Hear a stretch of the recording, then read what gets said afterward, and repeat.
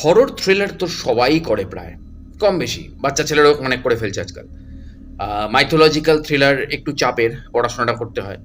তো সেই কারণে মাইথোলজিক্যাল থ্রিলারে খুব কম লোকেই হাত দেয়। কিন্তু পরমব্রত চট্টোপাধ্যায় যেটা করছেন, মানে অবশ্যই উপন্যাস বা ছোট গল্প থেকে নিয়েই করলে মানে হলেও মাইথোলজিক্যাল হরর থ্রিলার করাটা খুব চাপের, অন্তত আমাদের এই বাংলা ইন্ডাস্ট্রিতে দাঁড়িয়ে। বাংলা ইন্ডাস্ট্রি এত মানে কম বাজেট এবং তার সাথে সাথে এই ধরনের টেকনিক্যাল সাপোর্টে, সেটা পরমবাবু নিজে জানেন। কারণ পরমবাবু তো আমাদের পশ্চিমবঙ্গের বা আমাদের বাংলা ইন্ডাস্ট্রির একমাত্র অভিনেতা পরিচালক, বিদেশ থেকে ডিরেক্টোরিয়াল পড়াশোনা করে এসছেন, যার জন্য উনি গোটা পৃথিবীর যে টেকনোলজি বা হলিউডের যে সিস্টেম সেইগুলোর সাথেও মানে রীতিমতো পরিচিত। এবং পরমবাবুকে এই জায়গাটাতে আমি প্রচণ্ড সম্মান করি, কারণ কেরিয়ারের একদম পিক পয়েন্ট যখন পরমব্রত চট্টোপাধ্যায়